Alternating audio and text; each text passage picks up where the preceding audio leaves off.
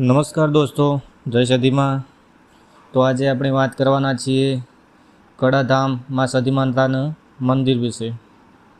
તો આજે આપણે સતી માતાજીના મંદિરના ઇતિહાસ વિશે જાણીશું, જે આવેલું છે મહેસાણા જિલ્લાના વિસનગર તાલુકાના કડા ગામે। તો મિત્રો, મહેસાણા જિલ્લાના કડા ગામમાં આવેલું સિદ્ધેશ્વરી સતી માતાનું પવિત્ર સ્થાન 200 વર્ષથી પ્રાચીન ઇતિહાસ અને ચમત્કારો માટે પ્રસિદ્ધ છે। રાયણના ઝાડ નીચે પ્રગટાયેલા માતાજીના પરચાઓ આજે પણ હજારો ભક્તોમાં અખૂટ વિશ્વાસ જગાવે છે। દર પૂનમ, રવિવાર અને ખાસ કરીને ઉત્સવો દરમિયાન અહીં વિશાળ મેળાઓ ભરાય છે, જો ભક્તો આશીર્વાદ માટે ઉમટી પડે છે। તો ચલો જાણીએ માં સતી માતાજીના મંદિરનો ઇતિહાસ। તો મહેસાણાના વિસનગરથી લગભગ 7 કિલોમીટર દૂર આવેલું કડા ગામ સિદ્ધેશ્વરી સતી માતાનું પૌરાણિક મંદિર ચમત્કારો માટે સમગ્ર પંથકમાં જાણીતું છે। લગભગ 200 થી 250 વર્ષ જૂના આ સ્થાનનો ઇતિહાસ ભક્તિ, પરંપરા અને ચમત્કારોની કથાઓથી ભરેલો છે। અહીં માતાજીના પરચાઓ આજે પણ ભક્તોમાં અખૂટ વિશ્વાસ જગાવી રાખે છે। દર રવિવાર, પૂનમ અને ખાસ કરીને જન્માષ્ટમી તેમજ ધરો આઠમના દિવસે અહીં ભવ્ય મેળો ભરાય છે, જેમાં હજારો ભક્તો માતાજીના દર્શન માટે ઉમટી પડે છે। ઘણા લોકો તો ચાલતા પણ અહીં પૂનમ ભરવા માટે આવે છે, જેથી ભક્તોની માનતાઓ પૂરી થાય છે। તો સતી માતાનો ઇતિહાસ સિંધ પ્રદેશથી શરૂ થાય છે। કહેવાય છે કે માતાજી રિસાઈને પાટણમાં વસી ગયા હતા। સોજા ગામના વીરભણ રાવળે અનન્ય ભક્તિ સાથે તેમને પોતાના ગામ લઈ જવાની ઈચ્છા વ્યક્ત કરી।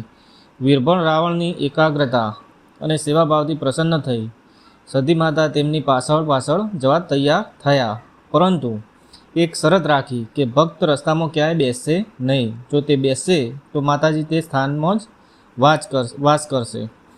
વીરભણ રાવળ પાટણથી પોતાના ગામ તરફ આગળ વધ્યા અને તેમના પાછળ સતી માતા યાત્રા કરી રહ્યા હતા। તે સમયના પાટણથી તેમના ગામ જવાના માર્ગમાં વિસનગર અને કડા ગામ આવતા હતા। માર્ગમાં થાકી જતો વીરભણ રાવળે કડા ગામ નજીક એક સૂકા રાયણના ઝાડ નીચે આરામ કરવા બેસી ગયા। આ જ સમયે આકાશવાણી દ્વારા સંદેશો મળ્યો કે સતી માતા હવે તે સ્થાનેથી આગળ નહીં વધે। વીરભણ રાવળે માતાજીના પાત્રને રાયણના ઝાડ નીચે સ્થિર કરીને પોતાના ગામ તરફ આગળ વળ્યા, પરંતુ તેઓ રોજ પાછા આવી માતાજીની આરાધના કરતા રહ્યા। કડા ગામના તે સમયના મુખીને આ ઘટના માન્ય ન લાગતા તેમણે પ્રતીતિ તરીકે માતાજીને દીકરાના આશીર્વાદ માગણી કરી। પોતાની 50 વર્ષની ઉંમરે સંતાન ન હોય તે વાત જણાવી મુખીએ ચમત્કાર માટે વિનંતી કરી।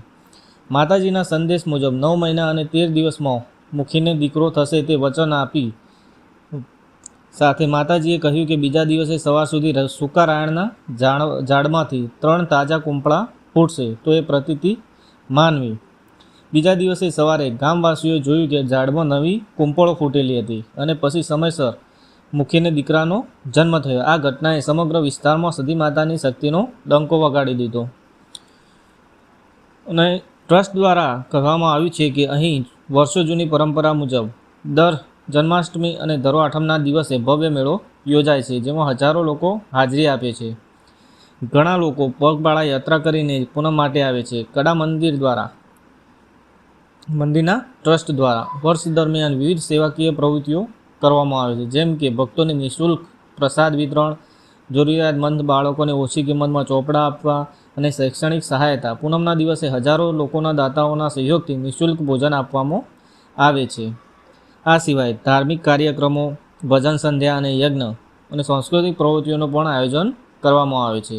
તો મિત્રો, આ હતો માં સતી માતાજીના મંદિરનો ઇતિહાસ, જે આવેલું છે મહેસાણા જિલ્લાના વિસનગર તાલુકાના કડા ગામે। તો મિત્રો, આપ પણ એક વાર જરૂરથી મુલાકાત લેજો માતાજીના ધામની, અને માતાજી આપની પણ મનોકામના પૂર્ણ કરે એવી માતાજીને પ્રાર્થના। જય સતીમાં, જય શ્રી કૃષ્ણ। તો મળીએ આવતા વિડીયોમાં।